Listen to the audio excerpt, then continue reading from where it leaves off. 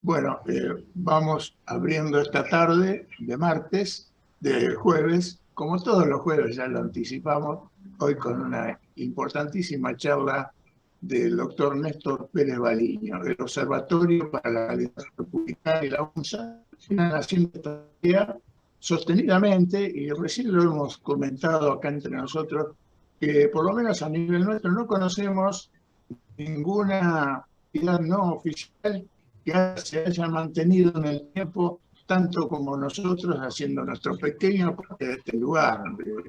Las pretensiones nunca son exageradas, pero sí que hay una llegada interesante a todos los integrantes de la sala, que ellos lo difunden y después se difunde por nuestro canal de YouTube del Observatorio. Son charlas que se han dado sobre temas de interés público. Hoy, y políticas públicas, hoy tenemos un referente interesantísimo, que es el doctor Néstor Pérez Baliño, abogado, la costumbre, médico, cardiólogo, expresidente de la Sociedad Argentina de Cardiología y de la Fundación Cardiológica Argentina, fue ex viceministro de Salud de la ciudad de Buenos Aires y ex viceministro de Salud de la Nación. Mucho más no se puede agregar de Néstor. Lo interesante es su obra y su empeño en imponer políticas públicas de largo alcance, como es esta lucha en que él se encuentra empeñado, y que hoy el observatorio gustosamente, con la UNSA, le brindan el espacio. Así que, Néstor, como siempre, te recibimos con gran afecto y estamos dispuestos a escuchar tu voz. Bienvenido. Gracias, gracias Juan Carlos. Bueno, y también yo agradezco la invitación de poder charlar acá con gente que son líderes de opinión y entonces podemos intercambiar, porque el tema de las reformas de salud en realidad casi siempre termina siendo, para cuando se empieza con el lápiz fino a hacer los diseños, siempre termina siendo multidisciplinario, es decir, el tema de las reformas de salud no es nada más que un tema de los médicos, ¿no? El otro punto es que casi siempre nos cuesta trabajo hablar de las reformas de salud en la política, porque cuando se ven las encuestas que hacen la política para saber cuáles son los temas más importantes que la sociedad tiene reclamos, los temas de salud aparecen siempre entre el puesto 8 y el puesto 12. Entonces, por supuesto, están primeros otros puestos como la economía, la inflación, la seguridad, el desempleo, todos esos están por arriba. Como esto siempre sucede así, entonces muchos de nosotros decimos que entonces es justamente un tema de la política para tratar de instalarlo en la sociedad, porque la sociedad empieza a notar las carencias de su sistema de salud cuando necesita el sistema de salud, cuando en su familia o personalmente hay algún tema de salud, en ese momento empieza a tener conciencia de las carencias del sistema. Pero cuando eso no existe, cuando la enfermedad no aparece, entonces no hay un reclamo que la sociedad lo ubica en los primeros lugares como para la política lo tome. Entonces, evidentemente, es justamente la política, las sociedades intermedias, las universidades, las sociedades científicas, son las que se deben preocupar en discutir el tema de las carencias e instalar la necesidad de esta discusión en la gente. Es decir, hay temas que vienen de abajo para arriba, pero hay otros temas que hay que elaborarlos desde el mayor conocimiento y bajarlos, o digamos, difundirlos más que bajarlos en la sociedad. Y esto es lo que suele suceder con los temas de salud. El otro punto que quería decir, porque tengo a veces una mirada desde otro punto de vista, no distinta, pero desde otro punto de vista de lo que venimos siempre cada vez que empezamos a discutir los temas de la reforma en salud. Y la mirada es la siguiente: cuando se habla de la reforma en salud, los primeros temas que aparecen son, en primer lugar, el financiamiento, y en el otro lugar es lo que tenemos como este diseño casi puntual de la salud en la Argentina, que es un sistema fragmentado y también segmentado por distintos temas de inequidad. Entonces es lo primero que se discute. Pero realmente lo que a mí me interesaba hoy tratar de explicar, a ver si me puedo hacer entender en esta charla, es que lo que no discutimos nunca es el modelo de atención. Entonces, si no discutimos el modelo de atención, ¿qué es lo que queremos financiar?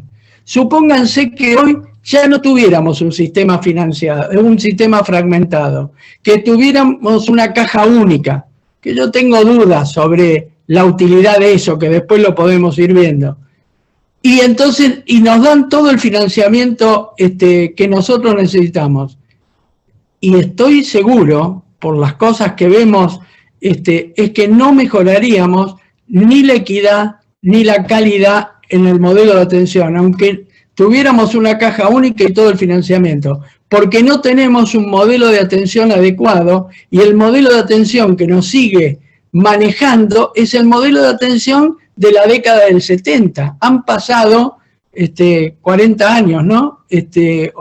Entonces, hay cambios en la sociedad, en la humanidad, que no están contemplados en el modelo de atención. Entonces, si no discutimos el modelo de atención, no vamos a saber cuál es el financiamiento real que necesitamos.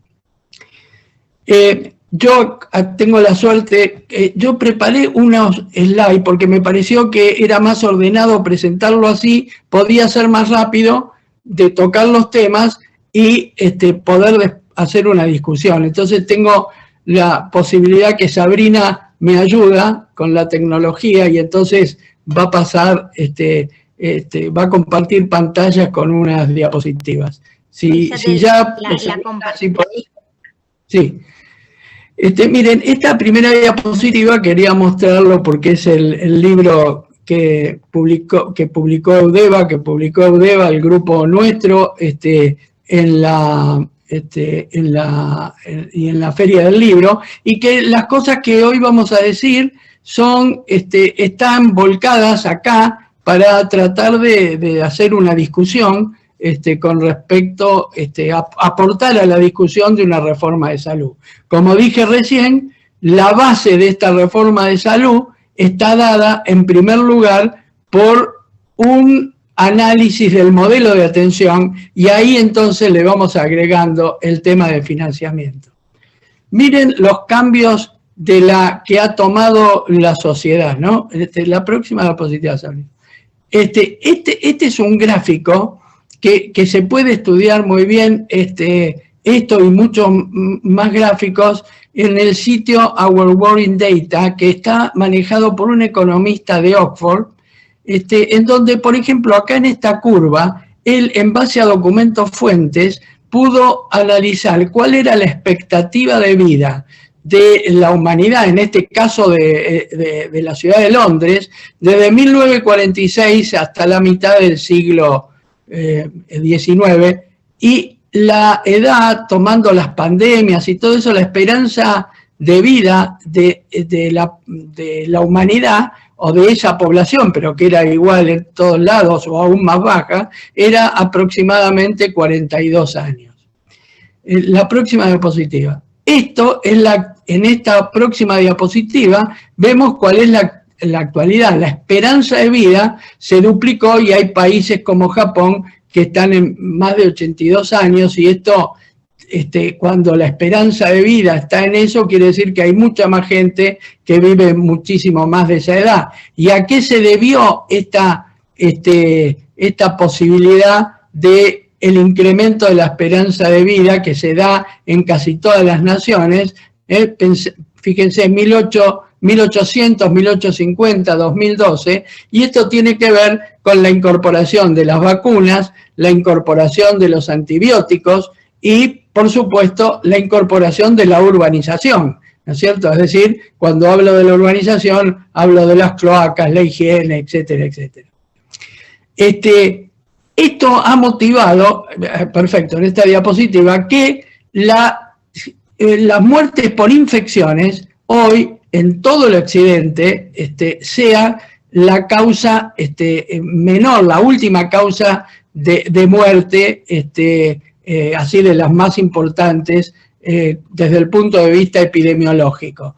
La primer causa de muerte sigue siendo, y esto de la causa de muerte por infecciones, por enfermedades transmisibles, aún en las pandemias, sigue siendo la causa más baja de las principales causas de mortalidad de una población según los datos epidemiológicos. Y la principal causa de muerte sigue siendo la enfermedad cardiovascular, que está en más del 30% de los fallecimientos. Luego vienen las oncológicas y luego vienen las respiratorias.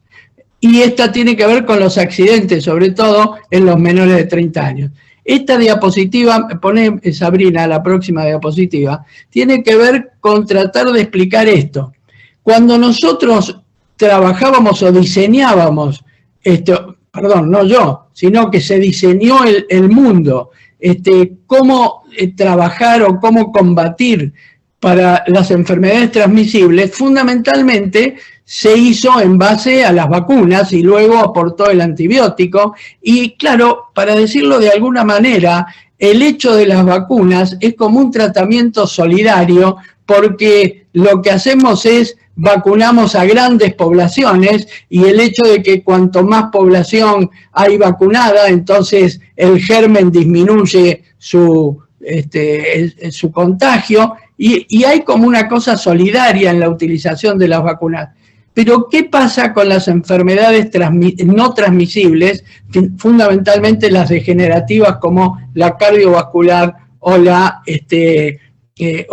oncológicas? Ahí se pierde esta cosa solidaria. Uno puede hacer campañas para decir y analizar y enseñarle a la población a cuidarse de los factores de riesgo, pero cuando uno tiene que estar en contacto con el paciente para poder tratarlo, cuando tiene, por ejemplo, una enfermedad cardiovascular. Y esto es, cada paciente necesita su tratamiento y necesita su indicación y necesita tener un diagnóstico precoz rápido, es decir, tener accesibilidad. Entonces, los pilares para esto que se denomina la transición epidemiológica, que quiere decir que hoy la población vive mucho más, pero ha cambiado de qué fallece o cuáles son las principales enfermedades y son las degenerativas. Los pilares para esta transición epidemiológica son el conocimiento, por supuesto, el desarrollo, la investigación, los medicamentos, la elaboración de costos, por eso es muy importante,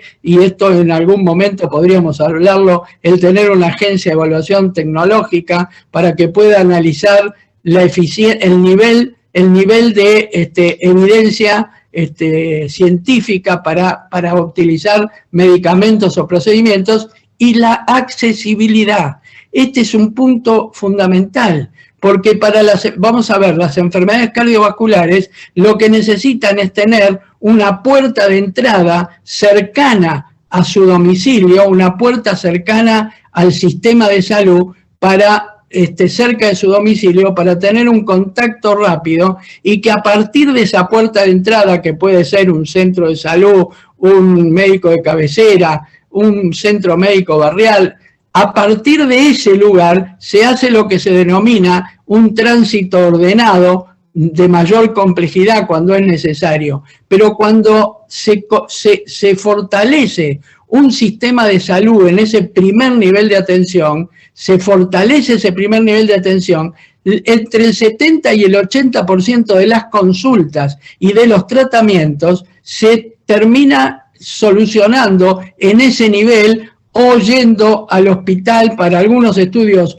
más complejos, pero se vuelve a ese nivel de fortalecimiento, del primer nivel de atención. Entonces, punto de accesibilidad es que haya una puerta de entrada al sistema de salud cercano, no el hospital. Pero esto hay que hacérselo entender a la política, porque cada vez que un gobernante tiene oportunidad, dinero para hacer una inversión en salud, quiere hacer un hospital, en vez de fortalecer el primer sistema de ingreso y accesibilidad al paciente. La próxima. Sabrina, si podemos dar la pregunta. Bueno, hablamos también de la fragmentación del sistema como un problema, es decir, la fragmentación del sistema quiere decir que tenemos la salud pública, las obras sociales, las provinciales, las prepagas, el PAMI, las obras sociales de Fuerzas Armadas y Seguridad. El financiamiento es fragmentado, teóricamente todas deben cumplir un igual PMO. El modelo de atención debería ser la estrategia de APS en el primer nivel de atención, fortaleciendo el primer nivel de atención para todos los subsectores de la salud, con igual programas de calidad. Hay mucho escrito, inclusive en el Ministerio de Salud, hay volúmenes y volúmenes sobre programas de calidad de cada una de las enfermedades más frecuentes de la sociedad. Y un seguro de salud que se llama la cobertura universal de salud para aproximadamente 15 millones de personas en la Argentina que no están en ninguno de estos subsectores. Ahora digo, siempre nosotros analizamos y dijimos y venimos, como dije, de un momento donde pensábamos nosotros en el modelo inglés y en un seguro nacional de salud, y todos estuvimos involucrados, sobre todo en la década del 80, con un seguro de salud. Ahora yo pregunto, habiendo pasado toda esta cantidad de años y teniendo las experiencias del manejo de esas grandes cajas como PAMI, en donde no se solucionó el problema de equidad, no se solucionó el problema de calidad, hay un sistema burocrático y, cómo no decirlo, que hay un montón de ventanillas de corrupción. Yo quisiera preguntarle a la sociedad si hoy estarían de acuerdo en una caja única donde se maneje todo el dinero de la salud, o preferirían que existieran cajas más chicas que puedan ser auditadas y a las que puedan haber una superintendencia que realmente tenga el poder de auditoría y de premios y castigos sobre los distintos subsectores, que tener una gran caja. Yo estoy convencido que la sociedad no elegiría tener una gran caja con la experiencia que hemos tenido anteriormente. Entonces, no se puede estar en un escritorio con un lápiz y papel y tratar de, con una goma de borrar, para borrar todo el sistema de subsectores que hay hoy en la Argentina, porque lo único que nos pasa cuando se quiere hacer eso es entonces que se van los años peleándose con los distintos intereses de los subsectores y a la gente nunca le llega la reforma necesaria. Y es muy importante que logremos consensos para poder hacer las políticas de Estado. En vez de hacer política con la salud, hacer políticas de salud. Porque no hay ningún gobierno que pueda hacer una reforma de salud en un solo periodo.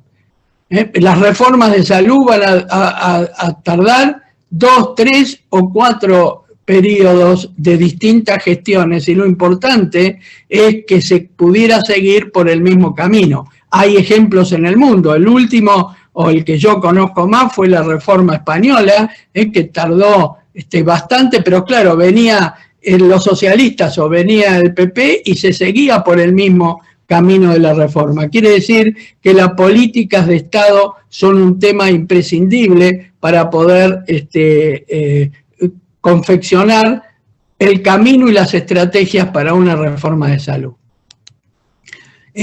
Pasamos a la próxima. Yo la puedo pasar de acá. Mira, entonces, ¿qué otros puntos de partida necesitamos antes de dedicarnos bien al diseño, tenemos que tener saber de estas condiciones y estos presupuestos, tener políticas sustantivas que están dirigidas a garantizar la cobertura de salud de toda la población. ¿Qué quiere decir esto? Que vamos a poner el ejemplo de la ciudad de Buenos Aires, que es la que me tocó estar a mí. Hoy podríamos decir que la ciudad de Buenos Aires es la primera ciudad en el país en donde se ha logrado una cobertura universal. ¿Por qué? Porque un residente de la ciudad de Buenos Aires puede tener PAMI, puede tener prepaga, puede tener una obra social, pero si no tiene nada de eso, porque no tiene una cobertura con retención del salario, tiene entonces en la ciudad de Buenos Aires la ley de cobertura porteña de salud. La ley de cobertura porteña de salud hace que quien no tiene ninguna cobertura vaya al hospital más cerca y va a ver en la parte de los mesones una ventanilla donde dice cobertura porteña de salud. Él va con su domicilio, con sus documentos y entonces elige en esa ventanilla cuál es el médico de cabecera o el centro médico barrial más cercano a su domicilio. Está anotado, hay un registro y los médicos de ese lugar tienen el registro con esas personas y entonces tienen además un plan de medicamentos subsidiado al 100% porque teóricamente la población que está en esa situación es la más vulnerable y entonces si uno hace una receta, por ejemplo, para un hipertenso y no lo puede comprar, es hipócrita porque es lo mismo que no atenderlo. Entonces tiene un plan de medicamentos. Cuando ese paciente necesita ir a un grado mayor de complejidad, entonces por el mismo médico de cabecera o por el mismo centro médico barrial, a través de la computación, es buscar el turno para que vaya al hospital. ¿Qué impide esto? Que vaya la gente espontáneamente al hospital a buscar a ver a quién lo puede atender. Esto no es así. Un paciente que está siendo tratado por hipertensión, salvo que sea para hacer un estudio, tiene que estar tratado en el primer nivel de atención, no ir rondando en los hospitales. Como decíamos, 70-80% de las patologías se pueden trabajar y sostener en el primer nivel de atención y en los niveles de atenciones más altos deben ir las patologías que lo necesitan. Esto es lo que produce la desconcentración y la descentralización de la actividad de salud, que en cualquier libro que uno lea dice que la descentralización es siempre mejor que centralizar todo.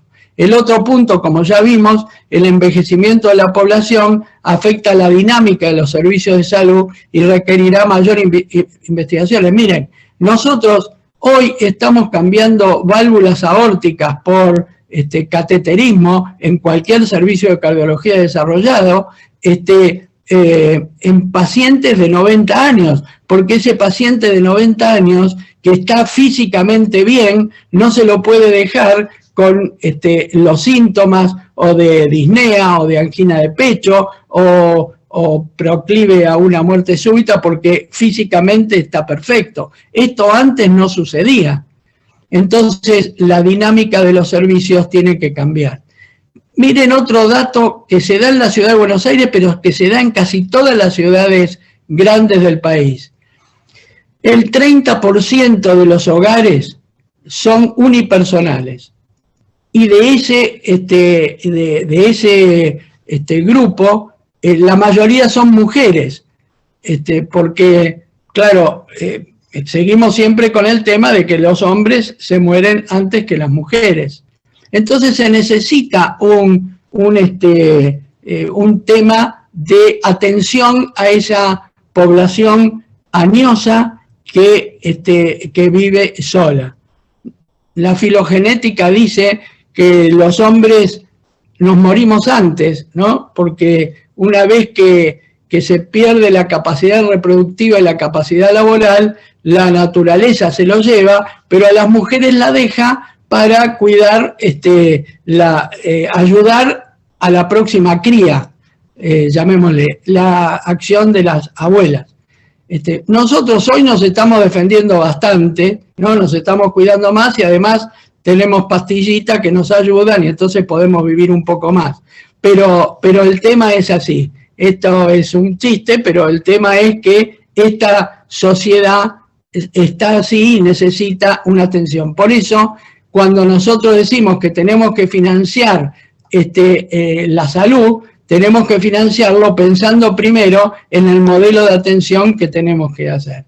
Entonces, estos son, para no entrar, porque es más para los médicos, es el modelo de atención, es fortalecimiento del primer nivel, estrategia de atención, población a cargo, sobre todo en las zonas rurales.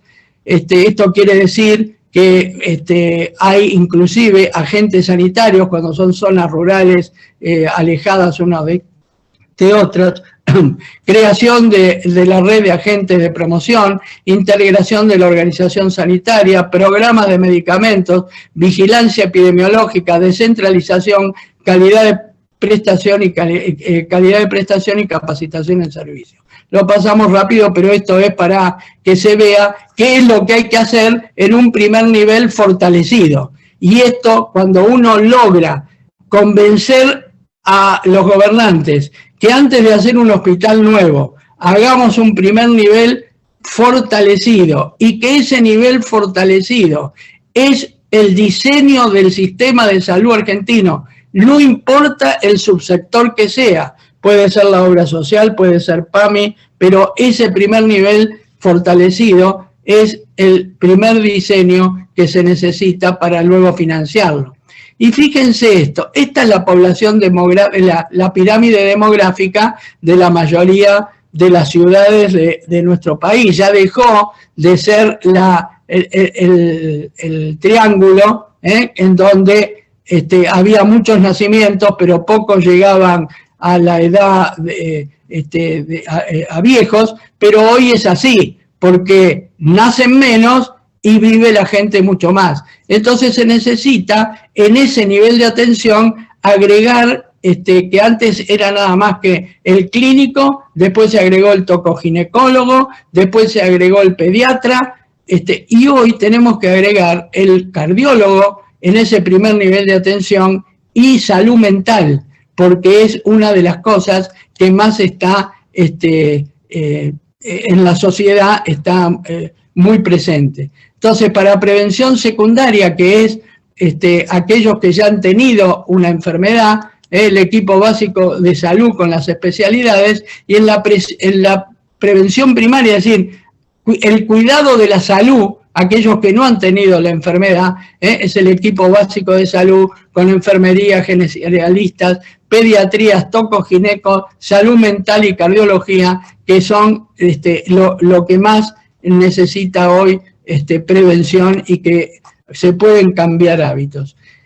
¿Qué pasó con la cobertura universal de salud? Para ir apurando, ya hay una resolución que se hizo en 1916 en el Ministerio de Salud con los puntos básicos de la cobertura universal de salud pública. Es decir, para aquellos que no tienen un seguro o una cobertura de salud con retención del salario, estaría entonces la cobertura universal de salud. ¿Quién entra en la cobertura universal de salud? Aquellos que no tienen una cobertura con retención del salario. Cuando quedan desempleados o no tienen algún trabajo y no tienen retención del salario, entonces entran automáticamente en la cobertura universal de salud y siguen teniendo una cobertura con acceso al medicamento.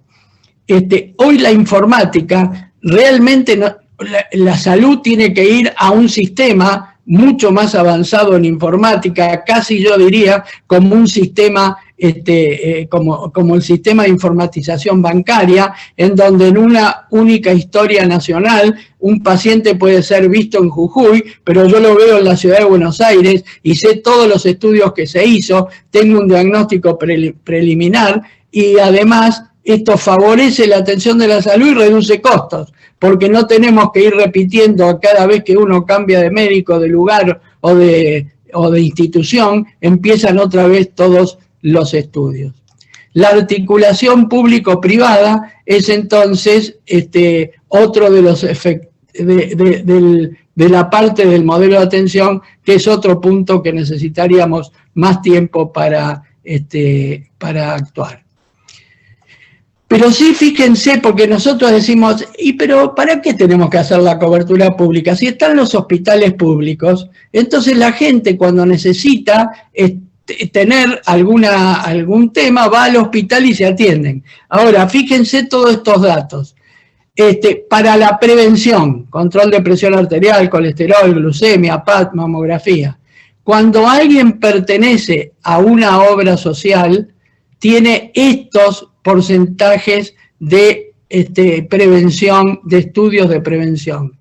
Y cuando no tiene nada, que solo va al sector público, todo esto disminuye, porque la gente va al hospital cuando se siente enferma, no a hacerse la prevención. Pero necesita tener, para hacer la prevención, tener una pertenencia a un lugar y un acceso rápido en ese primer nivel de atención donde se cuida más la salud, además de la enfermedad. También lo mismo, prevalencia de las enfermedades crónicas según la cobertura. Fíjense, esto pasa en la población con obras sociales y esto en la población pública. Miren esto, que es una experiencia que hicimos nosotros. Un solo dato, control de la glucemia según la cobertura en la Argentina. En el sistema público, solo el 60% de la población tiene algún control de glucemia. En el seguro público, el 78%, y en las obras sociales, es decir, que cuando este paciente que no tenía ningún seguro, de pronto entró en la cobertura porteña de salud, y con un primer nivel de cercano y fortalecido, elevó del 60% al 78%, es decir, se puso casi igual que aquellos que tienen una obra social o una prepaga. Esto es lo que se dio en llamar efecto de la carnetización, o sería efecto de pertenecer a un lugar y saber que tiene un lugar de referencia y no ir a buscar la atención cuando se siente enfermo. Miren la esperanza de vida al nacer, pero fíjense este dato. La esperanza de vida al nacer está muy relacionado también con la capacidad, con la cantidad de coberturas que tienen. La ciudad de Buenos Aires es de todas las provincias la que más esperanza de vida al nacer tiene, y esto es por la urbanización, por el acceso a la salud y porque hay toda una población que tiene acceso a las coberturas. Miren, en cambio, en la provincia del Chaco, la esperanza de vida al nacer está en este nivel porque el 50% de la población tiene que ir al hospital público sin tener una cobertura pública y va al hospital público cuando está enfermo porque el 50% de la población no tiene cobertura por retención del salario. Este es el antecedente de lo que les dije, la ley de cobertura porteña de salud, que miren lo interesante cuando hay una política de Estado. En 1996 se creó el plan de médico de cabecera. Fue en el 97 el plan de pediatra de cabecera. Pediatra en casa, médico de cabecera en Nación, que lo hicimos en el gobierno de la Rúa. La creación de los centros médicos barriales, y en el 2007 Enrique Olivera, en base a todo esto, presenta la ley de cobertura porteña de salud en Cava, y es votado por unanimidad por la legislatura. Quiere decir que como cuando se logra una política de Estado se puede lograr algo que va a ir creciendo en el tiempo. Hoy la cantidad de beneficiarios que tiene la cobertura porteña de salud es de 450.000 beneficiarios. Por supuesto que todavía hay problemas de calidad, hay muchos problemas, pero digamos que hay que solucionar. Pero las coberturas están y la gente tiene su médico de cabecera cercano y tiene su centro de salud o su centro médico barrial cercano a su... Y fíjense que la ciudad de Buenos Aires solo el 18% de la población no tiene ninguna cobertura. Estos son aproximadamente 500 y pico de mil pacientes beneficiarios, y de los cuales ya 450.000 están registrados con los 300 médicos de cabecera que están, o centros médicos barriales que están dispersos en los distintos barrios de la ciudad de Buenos Aires. Entonces, la cobertura universal de salud, que hoy está parada como elemento de política de Estado, o política nacional, está parado, ya tiene inclusive un DNU que se hizo en el 2016. Y miren, para hablar 30 segundos de política de Estado y de política nacional. El gobierno nacional, en este gobierno, se están estudiando dos modelos absolutamente distintos. La provincia de Buenos Aires, a través de la gente que conocemos de la provincia de Buenos Aires, está estudiando una reforma de salud absolutamente estatista, de caja única. En cambio, el gobierno nacional le pidió al exministro González García que haga un diseño de una reforma de salud. La verdad que justo elegir en este momento a Ginés González García, de toda la situación que nos ha pasado, quizá no sería lo mejor, pero sin embargo su experiencia en sanitarismo seguro que ya lo pone absolutamente en otro lugar distinto que lo que se está tratando de analizar en la provincia de Buenos Aires. Igual no nos preocupemos porque no va a salir ninguna de las dos cosas. Bueno, esto es para ir terminando, todo lo que significaría una cobertura universal de salud. Entonces, una vez que decimos, tenemos una cobertura universal de salud para la población que no tiene retención del salario, que tenemos una superintendencia, que tenemos una agencia de evaluación de tecnología, que cada una de los subsectores, además de cumplir el PMO, tienen que cumplir con un diseño de tránsito ordenado dentro del sistema, es un camino para emprender estas son las fases de implementación en la reforma. La accesibilidad al medicamento es básica, pero también que esté informatizado, como lo habíamos logrado, hoy nos está haciendo, que esté informatizado permite una auditoría y prescripción del expendio, un límite informático del control de expendio, esto ya es mucho más técnico, no me quiero demostrar, la sobreutilización del stock en las farmacias de los hospitales, y este límite informático permite controlar los costos del medicamento, pero eso es ya mucho. Hay programas nacionales de financiamiento internacional, como el programa Sumar, que puede aportar e incluir, que tiene una caja muy grande, que puede aportar financiamiento a una cobertura universal de salud. Lo que pasa es que hoy estos programas trabajan, cada uno hace lo que quiere. Mire, cuando a mí me tocó estar como viceministro, tenía en mi subsecretaría el 73% del presupuesto. Cuando hablaban con los ministros de las provincias me decían, doctor, pero no nos mande más sillón odontológico, porque resulta que viene el Sumar y nos manda sillón odontológico, viene a incluir, nos manda sillones odontológicos. Nosotros necesitamos otras cosas. Es decir, no hay coordinación entre los programas. Fíjense, todos estos son los programas que hoy tiene, que hay que articular con Nación y que da apoyo, pero de mucha plata, a las provincias. Lo que pasa que también parte del financiamiento es que a las provincias, de las 12 cuotas que tendrían que recibir, en 12 meses reciben 8 cuotas, porque las cuotas que van de Nación a las provincias van primero al Ministerio de Economía, y el Ministerio de Economía termina goteándolo en el tema de salud. Entonces, ahí se produce ya una parte del desfinanciamiento.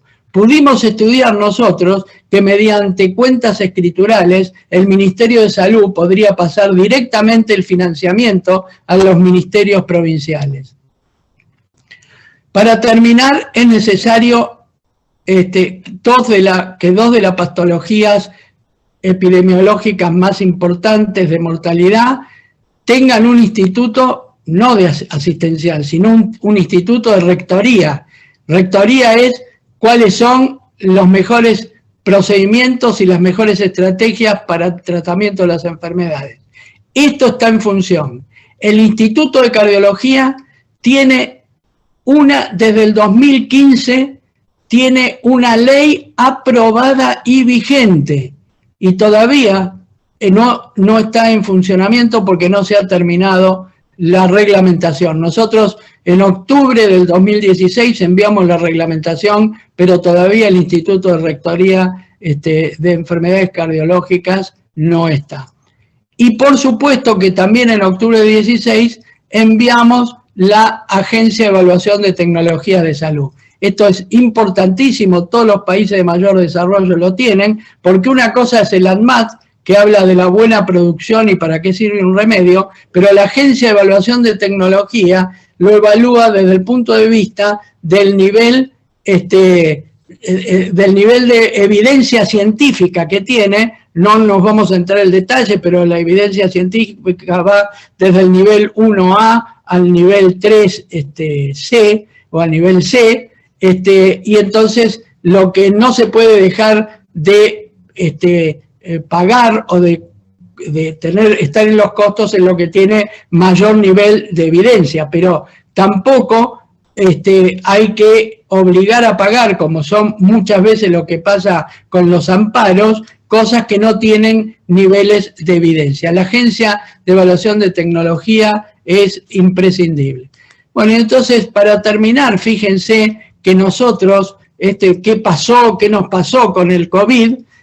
Si bien es cierto en esto que trata de ser algo, digamos, con cierto humor, ¿no? Bienvenido al paraíso, fíjense que a pesar de la pandemia, la menor cantidad de gente fallecía por el COVID, sin embargo, fíjense, por enfermedad cardíaca, malaria, etcétera, etcétera, y esto se descuidó durante 2 años, aumentó la mortalidad en la ciudad de Buenos Aires, en los mejores servicios, aumentó la mortalidad intrahospitalaria del infarto agudo de miocardio porque la gente tenía temor a ir a un lugar a atenderse, entonces llegaba con mayor deterioro, tenía temor para no contagiarse, pero además hubo algunos otros hospitales que han cerrado salas de unidad coronaria para poner camas de COVID.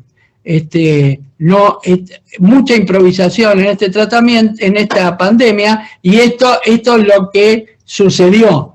Es decir, esta primera onda es la mortalidad directa por la pandemia, es decir, por el COVID-19. Esta segunda onda de mortalidad tiene que ver con el impacto en las enfermedades agudas que no se atendían, por ejemplo, el infarto agudo de miocardio y otras cosas. El impacto que tuvo el deterioro en la atención de las enfermedades crónicas, y fíjese esta curva que sigue hasta la actualidad, que tiene que ver con el trauma psíquico, el estrés mental, la injuria económica y el burnout. Es decir, que esto en la actualidad sigue todavía después de la pandemia. ¿Qué nos ha pasado? Hemos tenido nada más que información epidemiológica, infectológica, anárquica, y no fue multidisciplinaria. Para generar un grupo de conocimiento se necesita que el que tiene las primeras experiencias haga la experiencia. Cada vez que hace experiencia baja su confianza y recién empieza a subir cuando se hace un experto. Es necesario crear en cada departamento de epidemiología un grupo de conocimiento especial para el seguimiento de las pandemias en el mundo, porque no va a ser la última pandemia que vamos a tener. A medida que la globalización es mayor, las poblaciones que antes no viajaban van a viajar y van a traer, y esto no hace más que fortalecer a la humanidad con la diversidad que tenemos de ir combatiendo los distintos virus. Bueno, esta diapositiva para terminar, que dice, lo primero que tenemos que hacer es la reingeniería de los recursos existentes. Después vamos a ver cuánto más necesitamos. Y el camino hacia la cobertura universal de salud es uno de los modelos de atención para financiar. Bueno, muchas gracias. Quizá me demoré bastante y a su disposición para contestar. Gracias, Sabrina. Bueno, no, por favor, gracias. Buena la primera parte, Néstor. Gracias a Sabrina Motalini por el apoyo técnico, en cuanto a las diapositivas que trajo Néstor para ayudar su charla. Guillermo Vázquez dice, doctor Baliño, ¿coincide en que la salud es un estado completo, bienestar físico, mental y social, y no solamente la ausencia de afecciones o enfermedades? En tal caso, la falta de trabajo o la inflación, ¿es un problema de salud? Sin duda, en la última diapositiva que mostré, que muestra esas curvas, en donde hay una que todavía continúa, en donde hablamos de la injuria económica, que hablamos de la salud mental, por supuesto que no es solamente el tratamiento de la enfermedad, sino es mantener la salud. Y mantener la salud es eso. Por supuesto que también este país que nos ha tocado vivir, también es un factor de riesgo, sin la menor duda. Bueno, Guillermo Vázquez participa desde Entre Ríos, le damos bienvenido, igual que a los amigos de La Pampa. Carlos Sebey, bueno, avisa que se iba a ir, ya le dijimos que no lo perdonábamos. Claro. Pregunta, estimado doctor, Moto G8, que le habíamos dicho, por favor, nos aclare. Pero como somos ejemplo de libertad, se lo vamos a leer. Él no se está portando correctamente, o portando. Estimado doctor, ¿por qué los sueldos de los médicos están mal pagos? Según tengo entendido, un médico de terapia intensiva está ganando 1.250 pesos la hora en público. ¿Puede ser? Y 2.500 en privado. ¿Eso depende de cada especialidad? ¿El valor de los sueldos? Hace años que se viene deteriorando el tema del salario y del sueldo del ingreso médico. Hace años. Y eso influye en muchas cosas.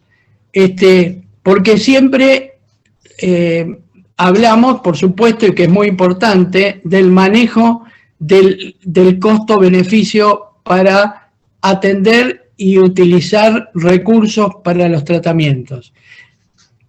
Pero nosotros no somos anárquicos en eso. Fíjense, el NICE es la Agencia de Evaluación de Tecnología de Inglaterra. El NICE dice que si un tratamiento va a producir un costo mayor, no me acuerdo exactamente el número, si son a 2 o a 3 PBI per cápita, ese no es un tratamiento aplicable. Y entonces el NICE dice que ese tratamiento, independientemente del nivel científico, no se puede aplicar a la sociedad. Y esto es un hecho muy importante porque obliga entonces a los laboratorios y a quienes producen a hacer en sus investigaciones y en sus productos, de volcarlo al mercado, tienen que hacerlo para que pueda calzar dentro de las condiciones que pone la Agencia de Evaluación Tecnológica. Ahora, nosotros no solamente no tenemos Agencia de Evaluación Tecnológica, sino que acá cada uno hace lo que quiere y produce lo que quiere, y entonces yo siempre soy pro mercado, pero digo, hay temas como la salud, que eso tiene que tener algunos límites abajo y algunos límites arriba, porque si no los costos se van para cualquier lado y eso lo sufren los pacientes y lo sufren los profesionales de la salud en general. Fíjense que nosotros, ¿por qué tenemos, los médicos ganan mal, pero además nos falta 3 veces más de enfermería o 4 de lo que tenemos? Pero el tema de la enfermería es, uno tiene que ver con la jerarquización de la profesión. pero lo otro tiene que ver con el salario, porque una profesión tan dedicada y de esfuerzo como la enfermería tiene salarios bajísimos. Entonces nosotros no tenemos tampoco enfermería. Es un problema serio. Hoy los ingresos están deteriorados en toda la población, pero los médicos participan de esto, por supuesto, también, y es como dice, una cobertura, y de las buenas coberturas, paga una consulta menos de $1.000 pesos. Y hoy sabemos que esos 1.000 pesos no llegan ni a $4. Eso sería la consulta médica de una obra social o de una prepaga buena. Bueno, acá IFON, que también le pedimos que se identifique, dice, en la medida que en los primeros niveles de atención se siga solicitando a los médicos cantidad de pacientes por sobre la calidad, demanda espontánea sobre planificación, es imposible que se logre tener población a cargo controlada. Es una lucha constante querer dar una atención de calidad porque te exigen números. Sí, es así, es cierto, es absolutamente cierto. Hay veces que se dan turnos de a 15 minutos y uno no puede atender un paciente de a 15 minutos. Entonces, ¿sabe eso que se creen que con ese diseño mejoran? ¿Sabe lo que tiene que hacer el médico? Ver al paciente y llenar un formulario así lleno de estudios sin poder hablar con el paciente. Entonces tiene que pasar el paciente por la máquina de hacer chorizos pidiéndole de todos los estudios para enfocarse a ver qué tiene el paciente. Entonces eso es parte del diseño, y cuando nosotros hablamos de fortalecimiento del primer nivel de atención, todas estas cosas están incluidas. No pudimos hacer en detalle hoy cuando yo puse todo lo que hay que hacer en el primer nivel de atención, pero por supuesto que hoy exactamente es así. Acá Juan Carlos están Aníbal Reinaldo, Rubén Cano, bueno, no quiero nombrar a todos, pero gente con mucha experiencia, Falaca, con mucha experiencia, que si quieren aportar datos sería muy útil, ¿no? Cómo no. Te hago una pregunta y cualquiera de ellos lo podés habilitar para algún punto de interés. Dice, ¿cómo se financian los médicos de cabecera? ¿Cuál es la propuesta de capacitación y formación de ese recurso humano? Esto te pregunta Eduardo Ortiz. Sí, en la ciudad de Buenos Aires, los médicos de cabecera son los médicos de planta de los hospitales, que no se eligieron a dedo, se eligieron por concursos quienes se querían presentar. Es decir, son médicos de planta de los hospitales que tenían sus consultorios o tenían el horario disponible a horas en la semana. Entonces esos reciben entonces un plus de su salario para atender en sus consultorios o en los centros médicos barriales, como si la cobertura porteña de salud fuera otra de las obras sociales o de las coberturas que ellos atienden. Entonces son médicos de planta de los hospitales que cobran plus para atender en el contrahorario en los 300 grupos de médicos y centros médicos barriales que están dispersos en los barrios. Así se financia. ¿Cuál era la otra pregunta que decía? No, era esa. Ahora Juan de Lechea dice, impecable doctor, gracias. Guillermo Vázquez, excelente posición, doctor Baliño. Gracias por responderme. Ahí puedo aportar, no sé. No sabía cómo poner mi nombre. Bueno, Florencia. Ahí, Juan Carlos, Aníbal Reinaldo quería hacer un aporte. Sí, perfecto. Doctor Reinaldo, puede hablar. Tenés el micrófono muteado. ¿Ahora? ¿Sí? Sí, está bien. ¿Ahora sale? Sí. Sí. Bueno, Néstor, me viene a colación por este tema, digamos, de cuando llevamos a la práctica el Plan Nacional de Médicos de Cabecera, que lo comenzamos en la gestión de la Alianza en el año 2000, alcanzamos a nombrar 1.200 médicos de cabecera distribuidos en todo el país. En aquel momento, bueno, directamente la fuente de financiamiento era directamente el ministerio. ¿Sí? Y ahí el tema de población a cargo tiene, digamos, el efecto de que no se tiene que atender a demanda. Por ejemplo, un sistema con una buena auditoría, con ese lote de pacientes que se le asignan, no concurre, por ejemplo, en el año digamos, a la prevención que le corresponde, ya sea lo que sabemos, ¿no? El Papa Nicolau, los controles, digamos, para las enfermedades prevalentes, como es la próstata, como es el cáncer de colon en los varones, y entonces ahí, donde el médico de cabecera, con población a cargo, va a buscar al paciente a su domicilio. Ese es para instaurarle o someterlo a los métodos, digamos, a los análisis de prevención. Ese es el desiderato de la cuestión, tal vez, que nosotros lo llevamos a la práctica hasta que después, bueno, se dio el cambio de gobierno y se cortó este plan, ¿no? Bueno, fíjense de lo que hablamos, Juan Carlos, de la necesidad de las políticas de Estado. Esto que comenta Aníbal, lo empezamos en el año 2000. Bueno, como no era una política de Estado, los próximos gobiernos que vinieron la desactivaron. ¿Qué hubiese pasado si nosotros hubiese seguido ese plan médico de cabecera, que ya lo teníamos en Mendoza, en Tucumán, en muchas provincias? ¿Qué hubiese pasado si se hubiese continuado con ese plan médico de cabecera? Evidentemente era el primer paso para el fortalecimiento del primer nivel de atención. Bueno, gracias al doctor Reinaldo por su opinión. Acá dice Mónica Marcela, saludo a mi correligionario amigo Néstor, siempre es un gusto acompañarte. Y Fon dice, ¿qué opinión tiene de la ley de salud mental y cómo se manejan en Cava con estos temas? ¿Internación involuntaria? ¿Hay dispositivos alternativos a la internación? Etcétera. Bueno, cuando nosotros nos tocó estar en la gestión, el director nacional de salud mental era el doctor Andy Blake.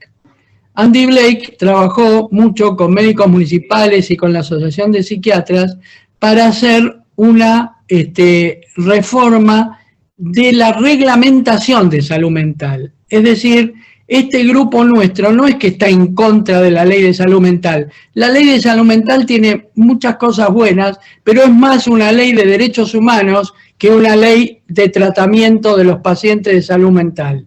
Entonces, tenemos que tomar todo lo que tiene esa ley en cuanto a derechos humanos, pero tenemos que hacer las modificaciones necesarias porque esa ley está llena de carencias para el tratamiento del paciente con trastornos de salud mental. Es decir, nosotros no estamos por la derogación de la ley, estamos por modificar la reglamentación donde fundamentalmente en esa reglamentación se puede trabajar sobre el tema de cómo se desarrollan los hospitales monovalentes, cómo se interna al paciente agudo. Bueno, la realidad y las carencias de esta ley la pudimos ver en hechos que fueron muy frecuentes en la prensa, el último, el de Chano, otro anterior, digamos, esto va mostrando que esta ley de salud mental, así como está actualmente, está llena de carencias asistenciales y llena de prejuicios asistenciales. Desde el Ministerio Público, lo primero que dicen es que cuando un paciente fallece en un hospital neuropsiquiátrico, es una muerte dudosa. Fíjense, ya cuando partimos de esas situaciones, de esos prejuicios, es muy difícil que nos podamos poner de acuerdo los médicos con la ley. Entonces, hay una serie de modificaciones que se pueden hacer y que, en base a sin derogar la ley, en base a la reglamentación. Bueno, acá Ifón aclara, perdón, soy Torre María, pediatra de Toay La Pampa, muchas gracias. Bueno, Torre María, muchas gracias por identificarte, bienvenida y siempre te esperamos. Andrés Criniti dice, felicitaciones por esta necesaria exposición. Eduardo pregunta, ¿cómo se complementa el sector público y privado? Sí, hay que analizarlo en varias partes, ¿no? Pero yo voy a poner ejemplos para ver. Fíjense en una ciudad chica. En una ciudad chica, el sector público ha conseguido un tomógrafo. Y el sector privado, que es un solo hospital, y el sector privado, que hay 1 o 2 sanatorios, también colocó un tomógrafo. ¿Qué pasaría? Lo quiero hacer muy didáctico, ¿no? ¿Qué pasaba si había una adecuada articulación entre el sector público y el privado? Y si uno tenía el tomógrafo, el otro compraba el resonador y el otro la medicina nuclear, y no si tiene una cantidad necesaria de población, y no que tienen los 2 tomógrafos, terminan teniendo tiempo ocioso los 2, pero si se tiene que ir a una resonancia, tiene que irse a 50 kilómetros a hacerse una resonancia. Entonces, eso como, digamos, como un ejemplo muy básico, la articulación público-privada quiere decir que hay relación en cuanto a las prestaciones entre el sector público y el sector privado, y que entonces se fortalece sin necesidad de ir sumando o ir sumando equipamiento o sumando insumos, cuando uno puede tener más dedicación a una cosa y otro a la otra. Hay muchas formas, esta que estoy explicando es lo más básico, ¿no? No sé si acá está Rubén, si Rubén Cano quería aportar algo sobre el tema de la articulación público-privada y de... Sí, yo quería hacer... ¿Me escuchan? Sí, sí. Juan Carlos, perdón, que me parecía que... Perfecto. Yo te lo iba a pedir, 3 comentarios. El primero le quería pedir a Aníbal que por WhatsApp me pase el teléfono del peluquero. ¿Por qué? No entiendo la broma. Bueno, el segundo. El primer programa médico obligatorio se hizo en el año 97. Y en el 2000 nosotros hicimos el segundo programa médico obligatorio, que incluía la obligatoriedad de las obras sociales en 5 años, y si no podían hacerlo en otros 5, de incorporar el médico de cabecera con población a cargo.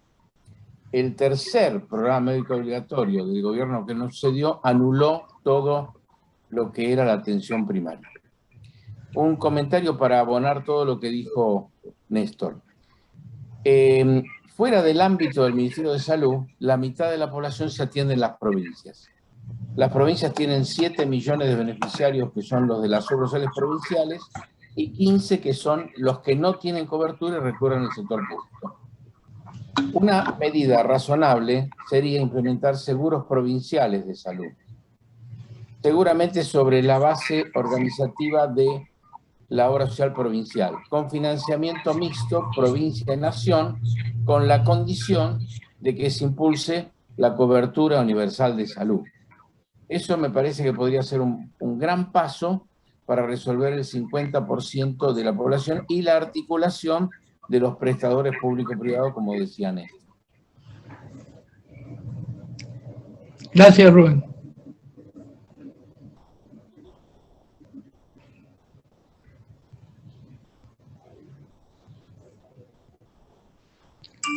Juan Carlos no se está escuchando. Sí, se te escucha. Gracias.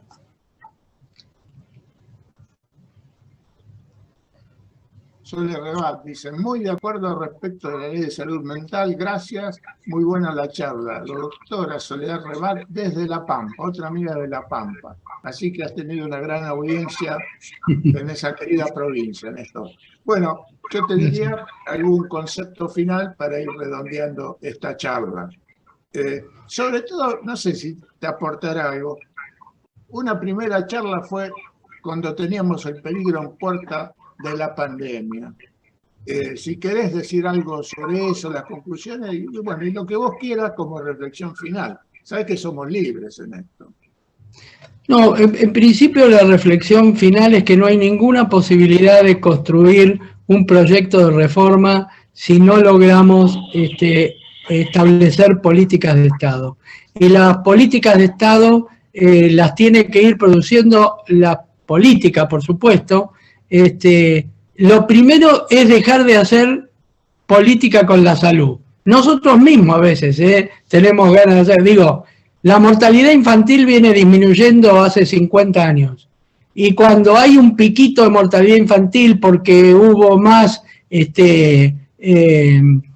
bronquiolitis, entonces quienes están en la oposición dicen, viste lo que están haciendo, le aumentó la mortalidad infantil. Bueno, todos tenemos que dejar de hacer políticas con la salud y hacer políticas de salud. Cuando nosotros nos reunimos con los técnicos de otros partidos, del peronismo, no pensamos tan distinto. Por supuesto que hay grupitos chicos, y lo tengo que decir con todas las palabras, el grupito de salud de la provincia de Buenos Aires son un grupo. Yo tuve oportunidad de estar en una reunión donde estaba el presidente de IOMA, y el presidente de IOMA se presenta, la primera palabra que dice, yo estoy formado en Cuba. Entonces es como, no sé por qué se presenta así, como para decir, miren que conmigo van. Entonces ya es como que empieza a poner distancia, pero no es así en todos lados, y hay acuerdos. Lo que se necesita es que ese acuerdo la política lo tome, y lo tome a través necesariamente de algunas leyes y que puedan establecerse a través de los distintos gobiernos, se continúe. Hay ejemplos, yo mostré el de la ciudad de Buenos Aires, hay cosas que se pueden hacer. Y lo otro, para decir qué nos pasó con la pandemia, bueno, con la pandemia nos fue mal a nosotros. Y en muchas partes del mundo nos fue mal, pero fíjense que nosotros estuvimos encerrados, provocando ese deterioro económico, claro, como si estábamos encerrados en las casas, como si el virus era una manga de langostas, que nosotros estábamos encerrados, el virus pasaba, después salíamos y estaban bien. No, nosotros estábamos encerrados y cuando salimos estaba el virus. Por eso en el primer año se murieron 42.000 personas de el COVID, un poco más de lo que habitualmente se mueren de gripe, que entre 35 y 40, pero el segundo año, a pesar de tener las vacunas, se murieron más de 70.000 personas en el 2021. A pesar de tener las vacunas, por mala gestión, porque ¿qué hubiese pasado si en diciembre nosotros empezábamos a vacunar y vacunábamos diciembre, enero y febrero? Hay una estimación que cerca de 20.000 personas podrían haberse salvado. Bueno, no fue mal en la pandemia, fue anárquico, tuvimos solo, miren, yo tuve oportunidad de ver, me mostraron una vez un estudio de estos que se hacen informático con proyecciones matemáticas, en donde, claro, uno lo veía, eso que era con proyecciones matemáticas, y se lo mostraban a los gobernantes, y si uno seguía la proyección matemática, claro, terminábamos muriéndonos toda la humanidad. Porque, claro, en esas proyecciones matemáticas no estaba considerado que iba a aparecer la vacuna, no estaba considerado lo que se llamaba inmunización de rebaño, no estaba considerado un montón de cosas que después mostró que no era así. Pero claro, esto le llegaba como pura información infectológica, en vez de tener una comisión multidisciplinaria donde estuviera lo infectológico, pero además estuvieran todos los otros conocimientos necesarios para tener estrategia. Entonces, esperemos que en las próximas pandemias las podamos trabajar mucho más racionalmente. Bueno, el doctor Carlos Falasca pide la palabra, así que... Carlos. Adelante, sí. Carlos. Muchas gracias. Como primer punto, felicitaciones, Néstor, por la exposición. Coincido plenamente en esto y como vos has expresado, lamentablemente la falta de continuidad en medidas serias tomadas en diferentes gobiernos ha sido una de las causas de nuestra decadencia y situación actual. Esto en primera instancia. Con respecto a los salarios, creo que alguna vez lo hablé con vos, yo hablo del médico taxi. Necesidad de varios trabajos en el mismo día para lograr un ingreso medianamente digno que le permita tener un desarrollo profesional. Con eso tenemos que terminar porque en realidad tenemos salarios simbólicos. Y en tercer lugar le quiero decir a los que no han leído el libro de Néstor que lo hagan. Yo lo he leído, ni bien salió publicado. Es sumamente interesante, muy útil, y amplía todos estos conceptos que él nos ha transmitido. Así que, Néstor, una vez más, gracias. Nada. Muchas gracias, Carlos. Muchas gracias. Gracias, doctor Falasca. Susana Aguirre dice, tiene razón el doctor Balinio. Eduardo Ortiz, muchas gracias, doctor, por la transmisión de conocimiento. Bueno, Néstor, ha transcurrido la jornada. Te agradecemos muchísimo a vos, a esos médicos que siempre te acompañan con gran calidez y calidad, a todos los integrantes de la sala, por esta tarde luminosa respecto a lo que es un sistema de salud. Muchas gracias. Dentro del chat, nuestra técnica Sabrina Motalini informa dónde estamos, en Facebook, en YouTube y en Instagram. Así que gracias a todos. Néstor, muy buenas tardes a la sala. Muchas gracias a todos. Gracias, Sabrina, y saludos a todos.